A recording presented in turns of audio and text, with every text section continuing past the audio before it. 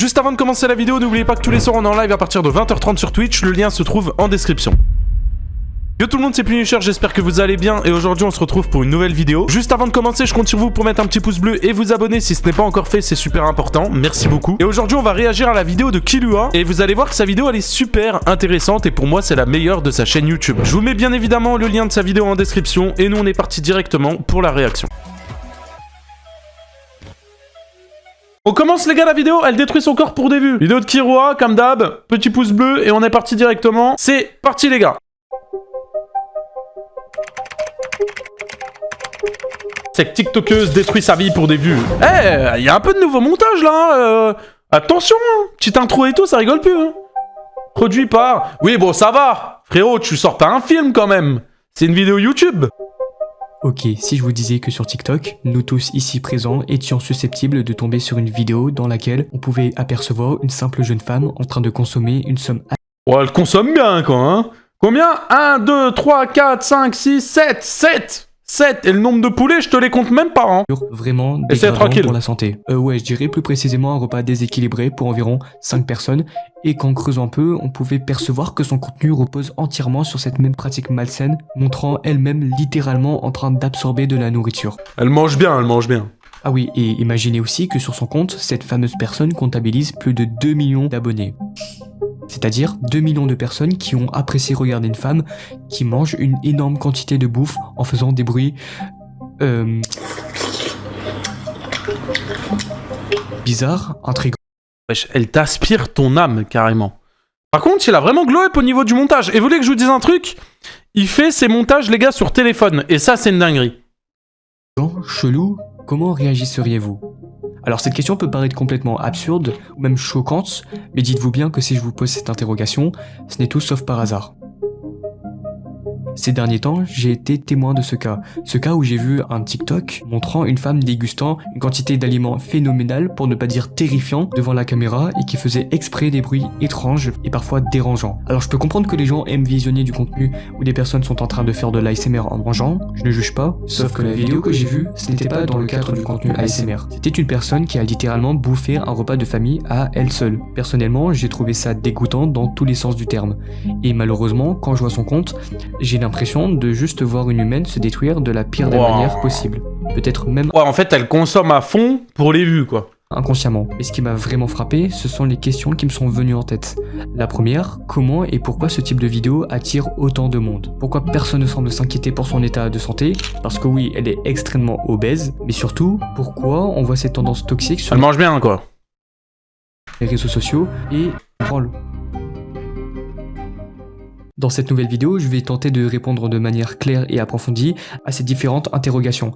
Mon objectif est également de mener une enquête pertinente sur cette créatrice de contenu qui s'autodétruit sous l'influence de TikTok et d'une audience qui, au lieu de l'aider, encourage indirectement son comportement nocif. Et croyez-moi sur parole que s'il y a bien une chose auquel vous ne vous attendiez pas, c'est ce qu'il va suivre dans cette vidéo.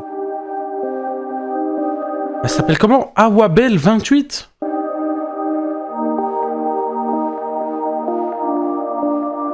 Alors, avant de rentrer au cœur du sujet principal, il faut quand même que je vous donne un peu de contexte et de vous présenter Awa, plus connue sous le pseudonyme de Awabel28. Âgée de 24 ans aujourd'hui, Awa est originaire du Mali. Un détail marquant de son parcours est qu'elle s'est mariée très jeune, à l'âge de 17 ans, avec Mohamed, également malien, qu'elle surnomme affectueusement Loulou.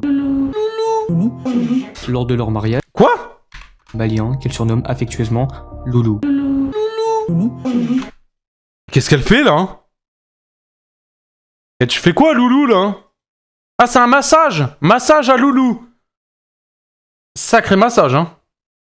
Lors de leur mariage, Mohamed avait 25 ans. Depuis, le couple est toujours ensemble. Awa n'a jamais été... Ça, c'est du massage qui masse, hein?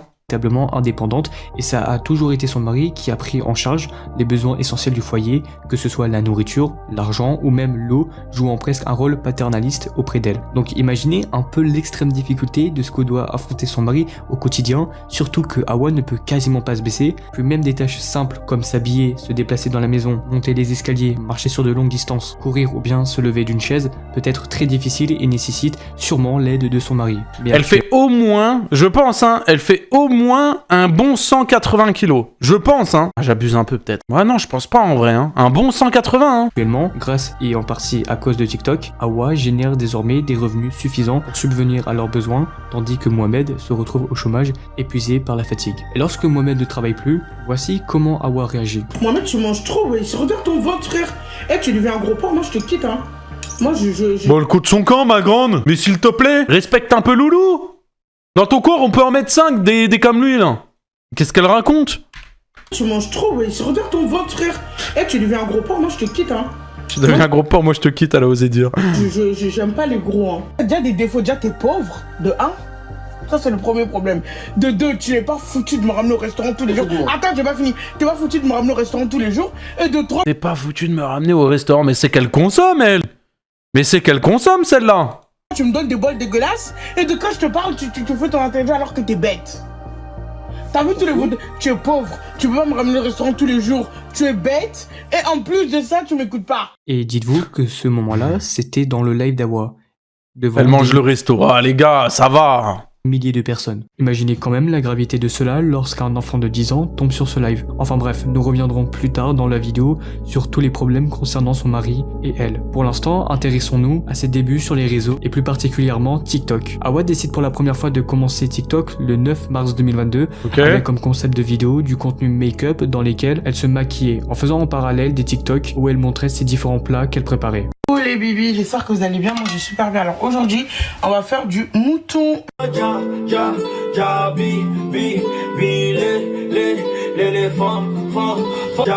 Elle fait des playbacks, quoi.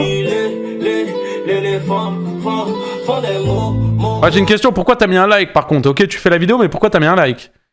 Elle maquille. Ah oui, non mais t'inquiète pas, elle maquille, elle mange bien et... Il y a des dossiers dans cette vidéo, t'inquiète, elle est là. Elle est présente.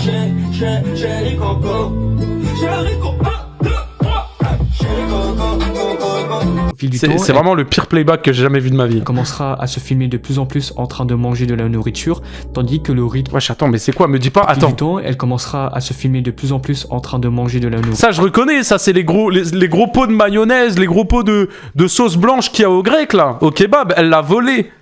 Regarde la bouteille d'huile. Il y a 400 litres dedans, mais c'est une dinguerie, elle a tout en gros là-bas. Tandis que le rythme des vidéos make-up commenceront à ralentir. Si elle a rapidement su se trouver une base de communauté, c'est parce qu'il y a quelques temps, de nombreux viewers aimaient visionner du contenu où les influenceurs se filmaient en train de fabriquer et manger des plats. Un phénomène que les gens appellent les mukbangs. Et même actuellement, énormément de spectateurs exploitent ces vidéos de ce genre. Ça me fait penser à une vidéo, les gars, vous avez vu la meuf qui bouffe un poulpe? Ou pas? C'est dégueulasse. De ce genre. Regardez, elle le bouffe normal, ça me dégoûte. Là, elle le découpe au ciseau. Elle le met dans la sauce. Et elle le... Ah, ça me dégoûte. Ça me fait trop penser à elle. Ça me dégoûte. Bah c'est de la nourriture, ouais. Enfin bon, il y a nourriture et nourriture, quoi. Après, vous mangez ce que vous voulez, hein. Mais voilà, quoi. Bon vas-y, c'est bon, là, c'est mérité. Le problème chez Awa, c'est que les TikTok ne faisaient pas énormément de vues. Les vidéos ne dépassaient généralement pas les 100 000 vues, mais lorsqu'elle a commencé à manger de plus grosses quantités, ça a complètement changé. Ses vues ont littéralement explosé d'un seul coup, passant à 3 millions de vues. Aujourd'hui, je mange 3 hamburgers avec des frites, voilà. J'ai vu, il n'y a pas de place dans mon assiette, donc je suis obligée de mettre étape par étape. En voyant ça, Awa a directement continué à proposer du contenu où elle dégustait des quantités énormissimes de nourriture. Et plus elle en mangeait, plus ses vidéos faisaient le buzz. C'est donc comme ça qu'elle est rentrée dans une sorte de cercle vicieux où tu sacrifies ta propre santé pour simplement de l'argent. Attends, mais vous avez vu tout le sucre? Plus elle ramasse de l'argent, plus elle dégrade sa vie. Life problématique.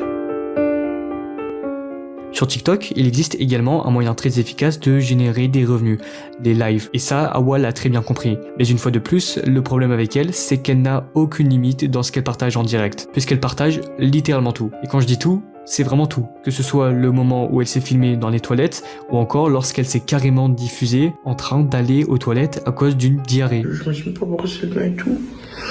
J'ai une grosse diarrhée. Je reste allé aux toilettes. Mon deuxième jour de voyage, il est 7h du matin, je suis bloqué aux toilettes. Parce que j'ai une grosse diarrhée. C'est horrible. Je suis tout le temps malade. C'est vrai que les gars, on n'y pense pas, hein. Mais vu qu'elle avale beaucoup, mais qu'est-ce qu'elle doit chier? Mais qu'est-ce qu'elle doit... Mais les gars, ce qu'elle doit dégager aux toilettes, hein. Ah, je pense... vous avez pas idée, hein. J'ai tout dans la tête. Ouais. Ce n'est pas tout. Elle se permet de... J'ai tout dans la tête.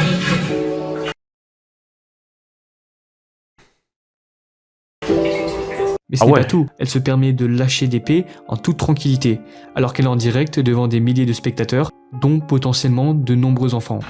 Ouais, c'est rien, ça, d'épée. Je suis le premier à péter dans le micro, les gars, quand je suis en live. Ouais, c'est bon.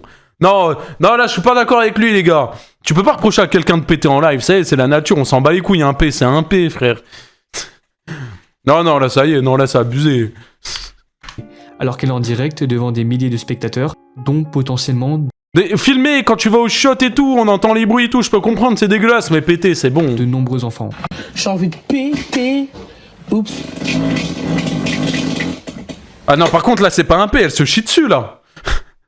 Non, là, elle s'est chiée dessus, les gars, là. Qu'on vérifie maintenant sa culotte, les gars, hein. J'ai envie de péter. Oups. Mais wesh, mais non. Les gars, elle s'est chiée dessus, c'est obligé. Les gars, la trace du pneu, là, dans le slip, c'est obligatoire. Ouais, puis elle dit chute, oui, elle dit chute, oui, t'inquiète, on n'a pas entendu, chute. C'est le stress, c'est le mal des fesses. Dans le fait... Oh, j'ai pété. Mince. Mais c'est quoi cette réaction? Attends, mais c'est quoi cette réaction, là? Stress, c'est le mal des fesses. Dans le fait... Oh, j'ai pété. Mince. Oh là là. Oups. Il faut que je le fasse en mode classe. Oups. Excusez-moi, désolé. Oups. Oups. C'est le matin. Hein. Bismillah au nom d'Allah. Bismillah. Tu vas faire exprès. Ah, c'est une dinguerie, ça. Je suis malade. Ce comportement peut avoir une influence sur les jeunes qui pourraient être tentés de l'imiter. En tant qu'influenceuse, elle a une image à maintenir et une certaine responsabilité vis-à-vis de son public. On ne peut pas simplement faire tout ce que l'on veut sans réfléchir aux conséquences, surtout quand on a de la notoriété et une grosse responsabilité à adapter. Ce qu'elle ne fait absolument vrai, pas. ça. Après tout, ça ne lui coûterait rien de se retenir un minimum lors d'un live. Enfin bref, autre chose. Ouais, ça va. Moi, je la comprends. Sur l'épée, je la comprends. Par contre, moi, je balance des petits P, ils sont mignons, tu sais, ça fait bzzzt. Tu sais, des petits trucs comme ça, tu vois. Elle, par contre, frérot, ce qu'elle te lâche, hein, c'est pas pareil. Hein. T'as vraiment l'impression qu'elle se chie dessus. Hein. Qui est extrêmement problématique dans ses lives, c'est qu'Awa utilise une technique appelée la psychologie inversée. Elle prétend être agacée par le filtre éléphant et demande à ses abonnés d'arrêter de l'utiliser. J'en ai marre. Mais c'est trop. Mais arrête.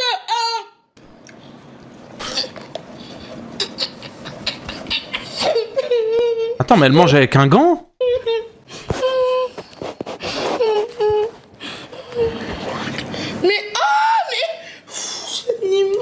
En plus, c'est des bâtards. Tu sais, tu peux mettre 12 000 filtres. Ces bâtards, ils font quoi? Ils lui mettent l'éléphant. C'est vraiment des fils de pute. J'en ai trop marre. C'est de l'harcèlement ce que vous faites. Vraiment, c'est de l'harcèlement. Ils mettent vraiment l'éléphant. Laissez-moi manger tranquille.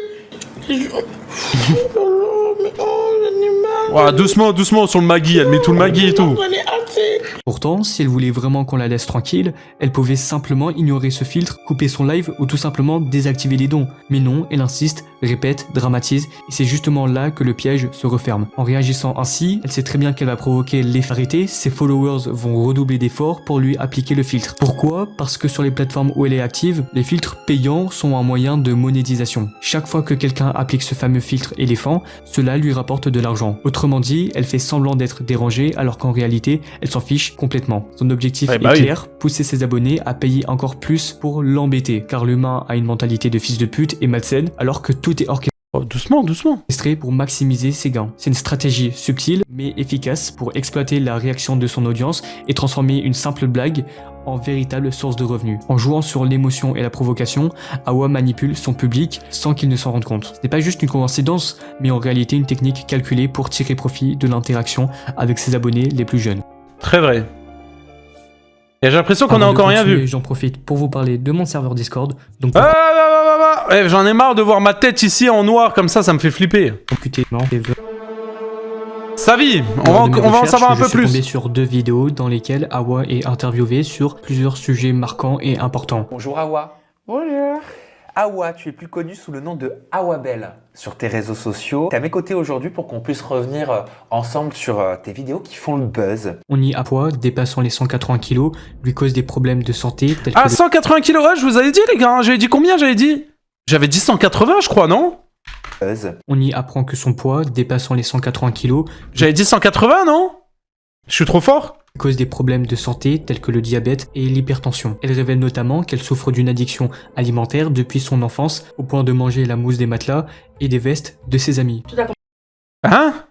Commencé quand j'étais petite, quand j'ai vu encore Mali, je commençais par manger des mousses, les matelas on dort dessus, je mangeais ça. Je mangeais Mais t'es bête ou quoi? C'est fait pour dormir, pas pour manger. Qu'est-ce qu'elle raconte? les fils pour les habits et je mangeais aussi. Le fil pour les habits aussi.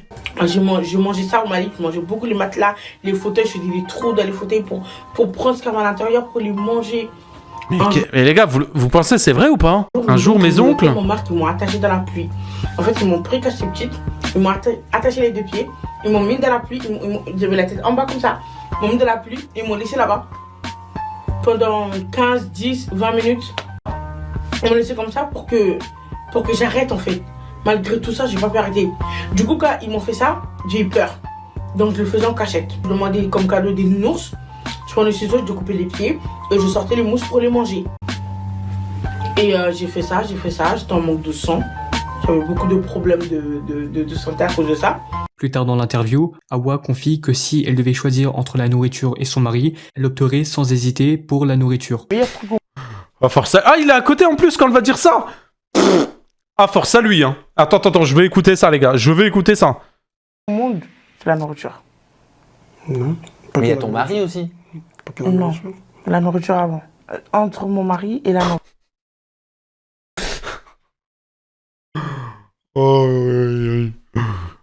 nourriture, je sais que c'est blessant ce que je dis, mais c'est vraiment ce que je ressens. La nourriture avant.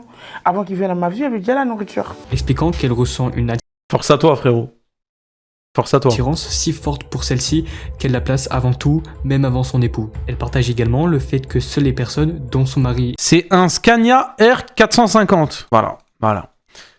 Tu vois, c'est ça ton problème. et certains membres de sa famille ne l'ont pas rejetée. À cause de son apparence et de son image, elle se retrouve isolée et n'a pratiquement aucun proche. Elle ajoute que sa mère est décédée alors qu'elle n'avait que 2 ans. Bref, si vous voulez en savoir un peu plus sur la vie d'Awa, je vous mets en description la vidéo d'Ashlord qui est très complète, ainsi que celle des 2 interviews. Ok, Ashlord, il en a fait une vidéo. Awa et son mari. Il faut savoir que le mari d'Awabel apparaît fréquemment dans ses TikTok et ses lives. Parfois, il est simplement là en arrière-plan, presque comme un figurant, sans réellement intervenir. Donc là, je mangeais du coup du bon mafé. Je peux pas dire que ce matin, D'autres fois, il partage un repas avec elle, exécute les tâches qu'elle lui demande ou est directement impliqué dans ses vidéos. Le souci, Ça se voit, hein. Loulou, le mec, là. Ça se voit, il se fait marcher dessus. Ça se voit, elle lui dit, ouais, tu me fais à manger, il fait à manger. Tu fais la vaisselle, il fait la vaisselle. Obligatoire. Obligatoire, ça se voit. c'est que la manière dont Awa le traite est très problématique. Elle lui parle souvent avec mépris, lui donne des ordres comme s'il était un esclave, et dans certains cas, l'empêche même de manger tranquillement. Moi, je comprends. ben, tu me laisses d'abord manger, quand moi je serai rassasiée, toi tu mangeras. Pourquoi? Ok. Tu vas manger tous les 3? Non, mais ça va pas me suffire, mais Mohamed! Donne, Mais donne, ouais, donne. mais ça va. Il lui a pris 4 baguettes d'un coup, là. En mode, moi je mange, après toi tu manges mes restes. Mais c'est une dinguerie, ça. Non, ça c'est une singerie, ça. Non, je la mute sur ça, les gars. Sur ça, elle est mute, hein, je vous le dis. D'abord, t'attends que moi je mange. Ok, mon chéri? C'est ça le vrai amour. Non. Si tu m'aimes vraiment, tu attends que je finisse. C'est bon, loulou, hein. Mohamed, viens voir. Ouais, ça a l'air d'être grave bon, ça. Viens, je vais te montrer un truc. Viens, je vais te montrer un truc. Baisse ta tête, je vais te montrer un truc. Vas-y, montre, je vois. Mais rapproche-toi, comment tu veux que je te parle? Rapproche-toi, je vais te montrer. Tu vois ça là? Ça c'est un chausson pomme, regarde. Regarde, ça c'est le compote qui sort, qui dégouline. T'as vu? Et là, ici c'est du sucre. C'est du sucre marron là. Mais baisse-toi, j'ai pas fini Mohamed. Je vois de loin. Mais c'est quoi ton problème? Baisse ta tête. Mais baisse ta tête, sérieux. Pourquoi? Ouais, je vois. Mais baisse ta tête, je vais te montrer. Pourquoi t'as la rage? T'as la rage. Rage de quoi? Mais je sais pas, t'as la rage parce que t'en as pas. En fait, tu me regardes mal en plus, ta grosse tête là, ton visage gris, ton gros front avancé entre le TGV direction Barcelone. Mais wesh. Mais elle en a gros sur la patate. Attends. Ton gros front avancé entre le TGV direction Barcelone. On dirait le TGV direction Barcelone. Mais elle est mal. En vrai, on rigole, mais il y a un vrai problème, en vrai. Force à lui, hein. Vraiment, premier degré. On rigole parce qu'elle a de l'inspi, quand même. Elle en a de l'inspi. Mais non, en vrai, force à lui, premier degré. Arrête de me regarder. Mais arrête de me regarder. Mais c'est quoi ton problème? Qu'est-ce qu'il y a? Pourquoi tu peux manger? Allez, remettre l'éléphant avec pas de Pourquoi tu mets ta main comme ça? Bram? Tu peux pas manger doucement comme tout le monde? Ok, je vois. Tu te salis les mains, prends une fourchette. Attends. Oh. Tu dis même pas merci. Ah, elle a coupé la patate en deux. Elle a coupé la patate en deux. Tu te salis les mains, prends Regardez, là, elle est entière. une fourchette.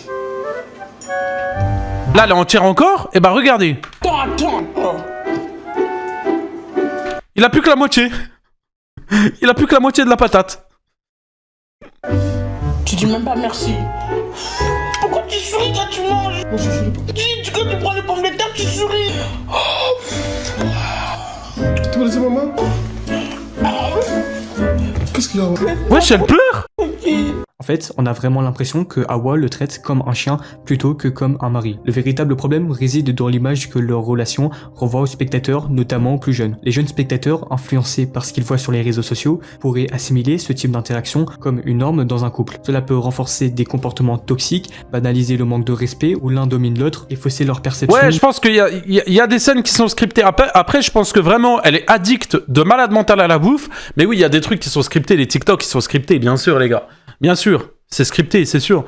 Mais scripté ou pas, dans tous les cas, c'est pas un truc qu'il faut faire. Même, tu montres pas le bon exemple comme ça aux jeunes. Et même, derrière, quand tu regardes, derrière le fin fond des TikTok et tout, le message qu'ils font passer aux gens en mode, si tu veux fonctionner, si tu veux faire du buzz, si tu veux faire des vues, faut manger. Deviens grosse comme moi, vas-y. Des relations saines, ce qui peut probablement influencer les jeunes spectateurs à penser qu'il est acceptable de maltraiter son conjoint ou de se laisser traîner ainsi. La frontière entre le second degré et la réalité n'est pas toujours claire pour un public composé d'enfants qui pourraient en tirer de mauvais modèles relationnels. Car en soi, un enfant de 10 ans ne peut pas voir que ce type d'embrouille est scénarisé et peut le prendre au sérieux. Il faut aussi comprendre que ce type de comportement peut aussi alimenter des stéréotypes problématiques sur les rôles de l'homme et de la femme dans un couple. Ici, c'est une femme qui domine et humilie son mari, mais le problème reste le même. Une relation où l'un écrase l'autre ne devrait pas être une source de divertissement. Même si certains pourraient dire que tout cela est du second degré ou du contenu scénarisé, c'est vraiment important de se demander quel message est réellement transmis. Je le redis encore une fois, mais les influenceurs ont une grande responsabilité à l'égard de leur audience. Et ce genre de comportement peut, intentionnellement ou non, donner un très mauvais exemple sur la manière dont on doit traiter son conjoint. Une relation saine repose sur le respect mutuel et ce genre de mise en scène publique risque de banaliser le contraire. Récemment, j'ai découvert ce TikTok où on peut apercevoir Hawa en train de monter sur le dos de son mari pour lui faire un massage. 3, 2, 1. Premier degré, les gars. Premier degré, la meuf, elle fait 180 putains de kilos. Elle veut faire un massage à son mec. Elle monte sur son dos. Les gars, elle va lui niquer son dos. Elle lui nique son dos. Elle peut vraiment le rendre handicapé. Je vous jure, c'est vrai. Ça, tu fais ça, tu peux rendre quelqu'un handicapé. Alors, hein? Gars, il respire même plus. Elle lui dit, tu te sens bien, mais qu'est-ce que tu me racontes? Hein?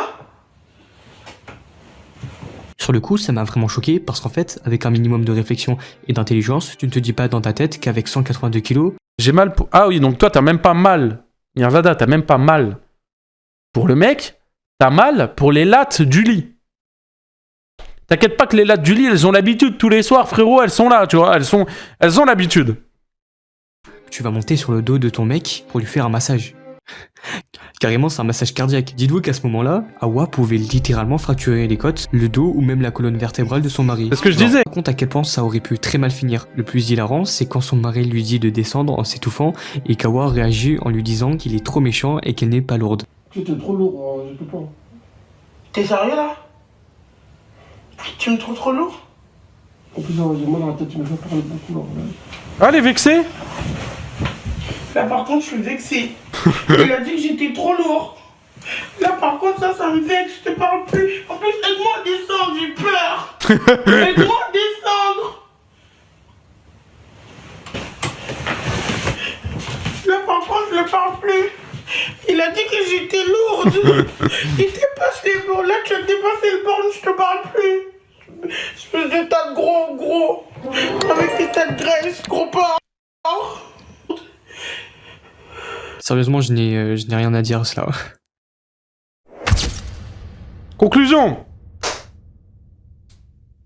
Le cas d'Awa illustre parfaitement l'impact néfaste des réseaux sociaux sur certaines personnes vulnérables. À travers TikTok, elle a trouvé une audience prête à la regarder se détruire à petit feu, non seulement physiquement, mais aussi psychologiquement. Son contenu, qui aurait pu être anodin à ses débuts, est progressivement devenu une course à la surenchère, où la prise de risque et la provocation génèrent des vues et de l'argent au détriment de sa propre santé. Ce qui est encore plus alarmant, c'est le rôle de son audience. Plutôt que de l'encourager à prendre soin d'elle, une partie de ses abonnés alimente ce cercle vicieux, fasciné par le spectacle de l'excès et de la démesure. TikTok, quant à eux, ne semble pas s'inquiéter de ces dérives et continue de promouvoir ce type de contenu sans véritable modération. Au-delà du cas d'Awa, cette situation soulève des questions plus larges sur la responsabilité des plateformes, des créateurs de contenu et même des spectateurs. Jusqu'où est-on prêt à aller pour du buzz? À quel moment l'audience devient-elle complice d'une autodestruction en direct? Et surtout, que faut-il pour que ces tendances toxiques cessent d'être normalisées? Je vous laisse en débattre dans l'espace commentaire en étant bien évidemment courtois et respectueux. Et je précise pour terminer en m'adressant directement à vous les viewers de cette vidéo qu'il est important de prendre du recul sur ce que nous consommons sur les réseaux sociaux